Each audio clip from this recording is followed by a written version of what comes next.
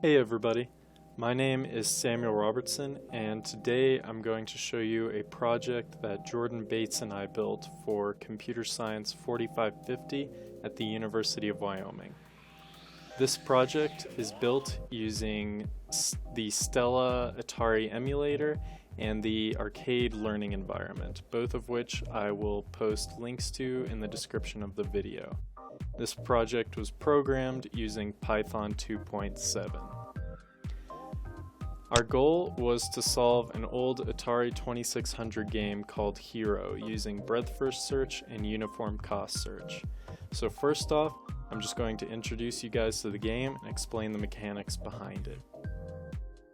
So the idea behind H.E.R.O is to rescue a miner that is trapped at the bottom of each stage. As you progress, you have to destroy cave-ins and fight aliens. As you go through the levels, each level gets longer, more challenging, and has more obstacles and more aliens to fight in it, as well as more complex routes and places to get stuck.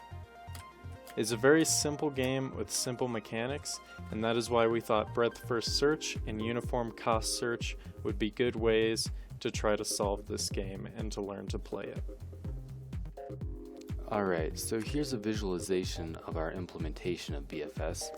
Essentially, BFS starts at a given state, and it looks at each node connected to that state, and it'll check each node to see if it's the goal state.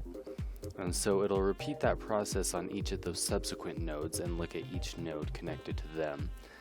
And so basically it'll go level by level until it finds the goal state, at which point it can return the completed path.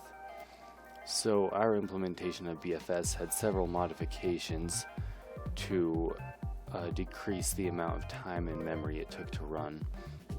So we limited our action set to 3 different moves. So we use left fire, right fire, and down fire. And the game allows for other moves like up or just left and plain right, but we didn't need those to complete the game. And so we also have further conditions on the movement that the miner can take. And so for example, if he drops dynamite, he then cannot drop dynamite again within the next few moves, because there's never a situation where you need to do that. And also if he goes left, then he won't go right away, except under certain circumstances. This way he won't get stuck in loops of going left, right. And so this takes a little too long to visualize the entire algorithm, but here we'll show you what it looks like when it's completed and return the entire path.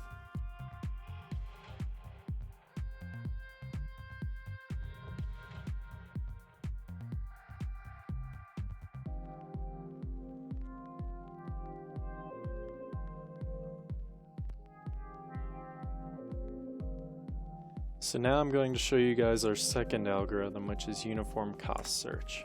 Uniform cost search works in much the same way as BFS, except instead of evaluating nodes level by level, it evaluates nodes based on which ones cost the least to get to. So we did that by making cave-ins and killing aliens have a negative cost, so that the agent would be more incentivized to go down paths that involve destroying the cave-ins and killing the aliens. As you can see in the visualization, it essentially looks exactly like BFS when it was running. And this is what UCS looks like when it's solved the first 2 levels.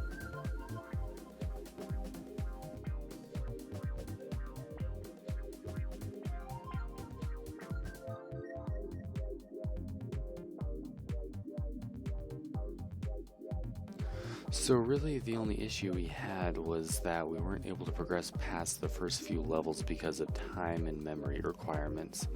Because the levels get bigger each time, it wasn't really manageable for us to run our algorithms because of the time and memory it took. However, given the necessary resources, our algorithms should be able to run on the rest of the game. So that's all we have for the video. I hope you guys enjoyed it. All of our resources used in this project will be in the comments of the video, so thanks for watching.